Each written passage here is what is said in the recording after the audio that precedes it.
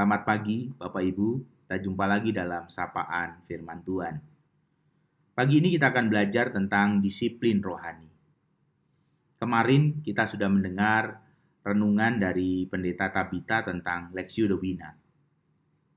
Kita diajak menjadi orang yang membaca Alkitab, menjadi orang yang merenungkan Alkitab, lalu menjadi orang yang berkontemplasi, meditasi, bahkan sampai pada aksi berdasarkan firman Tuhan. Kita diingatkan bahwa Alkitab bukan menjadi sebuah pengetahuan, sekedar pengetahuan, tetapi menjadi sebuah sarana, menjadi sebuah dasar untuk kita membangun kehidupan kita. Membangun bagaimana kita menjalani hidup ini, bagaimana kita punya nilai-nilai dalam hidup ini. Bahkan firman Tuhan menjadi sebuah terang dan tuntunan untuk mengalami pembaruan dari Tuhan di dalam hidup kita. Saya ingin Bapak, Ibu, dan saya mau belajar tentang disiplin rohani. Kita akan melihat satu bagian di dalam Injil Markus pasal 10. Injil Markus pasal 10 ayat 43 dan 44. Saya ingin mengajak Bapak Ibu fokus pada dua kata yang diulang oleh Tuhan Yesus ketika membicarakan pelayanan, ketika para murid bertanya tentang siapa yang terbesar. Dan Tuhan Yesus membicarakan tentang pelayanan. Kita lihat Injil Markus 10 ayat 43-44. Tidaklah demikian di antara kamu, barang siapa ingin menjadi besar di antara kamu, hendaklah menjadi pelayanmu. Dan barang siapa ingin menjadi yang terkemuka di antara kamu, hendaklah ia menjadi hamba untuk semuanya. Bapak Ibu, mari kita perhatikan. Ada dua kata yang selalu disinggung dan diulang oleh Tuhan Yesus. Yang pertama adalah persoalan keinginan. Dan yang kedua adalah sesuatu yang merupakan keharusan. Ada dua hal. Dalam hidup Bapak, Ibu, dan saya selalu akan ada dua hal, yaitu keinginan dan keharusan.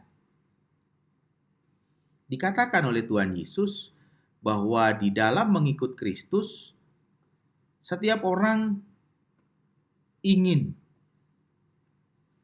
Dan Tuhan Yesus mengatakan, hendaklah. Setiap orang ingin. Dan Tuhan Yesus berkata, hendaklah. Di dalam terjemahan bahasa Inggris, diterjemahkan dengan kata want, ingin, berkeinginan, menginginkan, dan kata must, harus.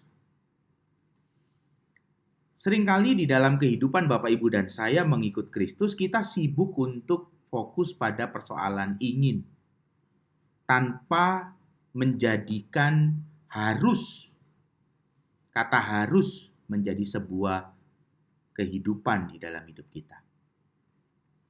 Kita sibuk dengan apa yang kita inginkan dan kemudian mengabaikan kata harus. Kita mengabaikan sebuah keharusan. Inilah yang seringkali merusak kehidupan kekristenan kita. Karena kita hanya seringkali menjadi orang yang ingin tanpa menjadikan diri kita orang yang harus melakukan sesuatu. Sama seperti halnya saya, ingin kurus. Ya cuman ingin saja. Tapi tidak harus. Ya, ini kan sesuatu yang aneh. Inilah persoalan disiplin dalam kehidupan kita. Dalam persoalan rohani, hal yang sama.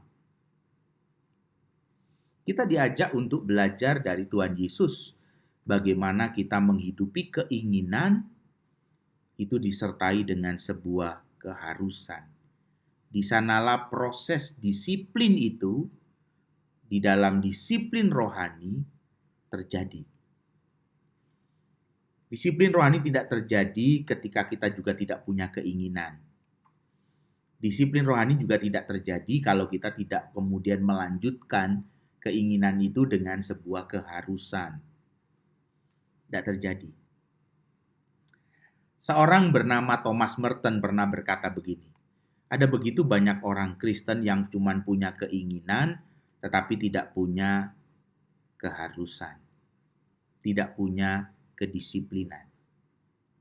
Thomas Merton mengatakan ada banyak orang punya keinginan tetapi tidak punya kedisiplinan. Sama seperti yang dikatakan oleh Joyce Meyer. Joyce Meyer juga pernah berkata bahwa puncak dari nilai-nilai kekristenan adalah disiplin. Bapak, Ibu, dan saya seringkali gagal menjadi orang yang disiplin. Tanpa menjadi orang yang disiplin, maka sesungguhnya kita sedang hidup untuk diri kita sendiri. Karena kita tidak mengerjakan apa yang menjadi kehendak Tuhan. Ketika kita hanya bicara tentang keinginan, maka itu pastilah bicara tentang diri kita sendiri.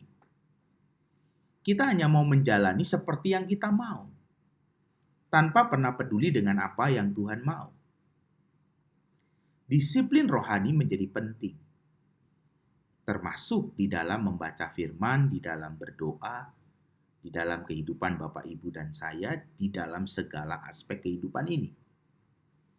Bagaimana kita punya keinginan dan di dalam keinginan itu kita menempatkan Tuhan, menjalankan semua keinginan itu di dalam kehendak Tuhan. Sehingga kehidupan kita menjadi orang-orang yang hidup di dalam disiplin rohani. Marilah hidup di dalam disiplin rohani, seperti yang Tuhan ajarkan.